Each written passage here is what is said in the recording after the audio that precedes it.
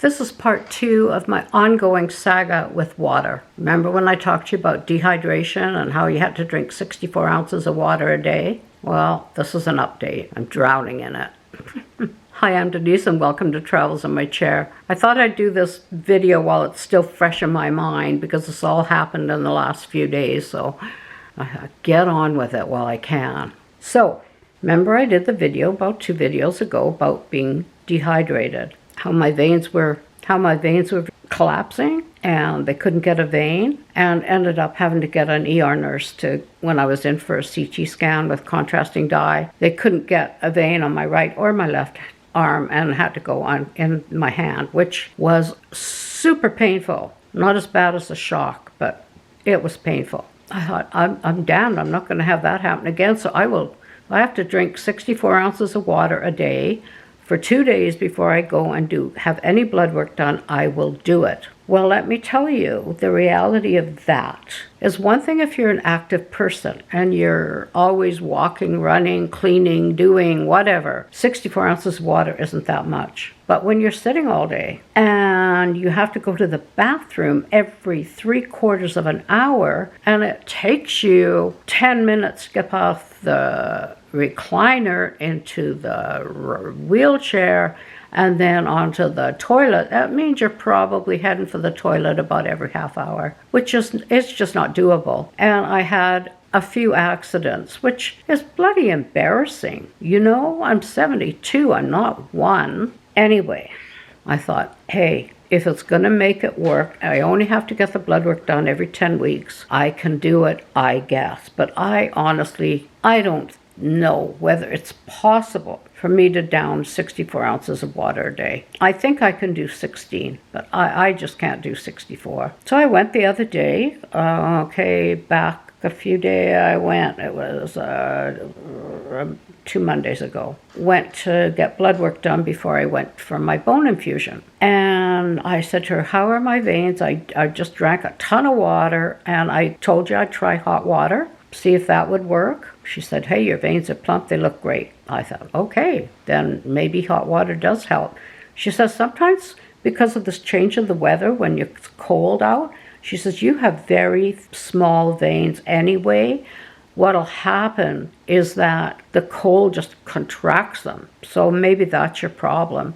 I don't know, guys, but maybe drinking the hot water just before I went, maybe, I don't know. She goes to put the needle in my right arm. She's very confident, no problem. Done it a million times before. Uh-oh, can't get the vein. Moving it around, can't get the vein. She says, I'm sorry, I don't know what's wrong. I just can't get a vein. So then she goes to my left arm, and you'll see the picture of the huge bruise. And she did get it, and she took out the blood, and she apologized profusely. Yesterday, I went for my bone infusion. The nurse, Karen, she always brings a heating pad to heat up my arm. And she said, because we need to make sure that the veins are going to accept the stuff, that they're going to inject into me. And so she got a stool and she sat down beside me and sat and explained. She took the time to explain to me what is going on with my veins. She showed me, the vein near my wrist. Probably can't see it, but it's like the way all my veins used to be. You can really notice it. And I said, so why do you guys always take the blood out of the vein up by the elbow? Why don't you use the ones near the wrist? And she said, well, it doesn't really matter. We could, and she tried, and of course, bing, she got blood. Well, she didn't want blood this time. She wanted to be able to inject this bone infusion stuff into me, or the palmodronate or something it's called. She said, okay, I'm going to put a pressure on this vein. And she showed me how when she slaps the veins, how if they collapse and then pop back up, or if they just stay collapsed. And so with this around my wrist, she ended up putting a tourniquet around my wrist. I said, oh, what are you doing? And she said, this is going to stop you from bruising from that. And it did. I didn't get a bruise. No bruise. Then she said to me, next time you go for a CT scan with contrasting dye, they have to go at it a different way. And if you find they're having difficulty getting a vein, don't worry about their ego. You just say, I'll go to the chemo room and I'll get they'll do it. I said, you would do that? She says, absolutely. She says, think of how many people we're injecting of all different ages and illnesses all day. We know what we're doing. And she says, my ego isn't that big. I miss it. I'm not going to take it personally. She said, Denise, you're not doing anything wrong. Your veins are small. You're not doing anything wrong. And she got me to feel my vein up near my elbow. See, can you feel that? It's spongy. I said, yeah. I'd never noticed that before. She said, you're right. And she sat and explained it all to me. Why it had to be a certain way, what was going on, and why the heating of the veins would make it easier for this pomegranate to go into my system. Easy peasy. No problem. I told her, I've been desperately trying to drink 64 ounces of water a day before I come and do any of this stuff. And she laughed and she said, you know what? I've told you already, you're not doing anything wrong. It's maybe just not possible for you. You probably have a small bladder. You don't have the control because of the MS, and you maybe can't drink 64 ounces of water in a day. I said, okay. She said, you need to keep hydrated for sure, but within reason. So that brings me back in time to a story I'm going to share with you.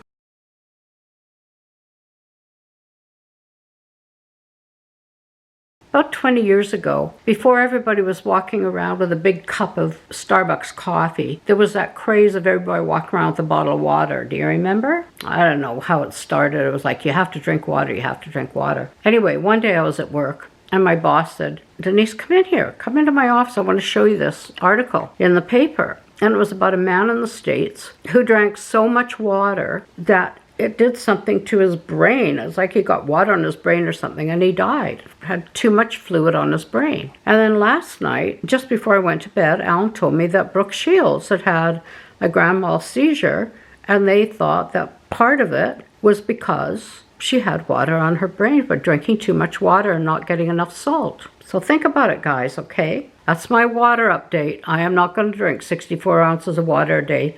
Can't do it. And I just want to say to you, thanks for sticking with me as I deal with this water thing. I'll get a handle on it. Just keep on doing what you're doing. I'll see you in another week. Bye for now.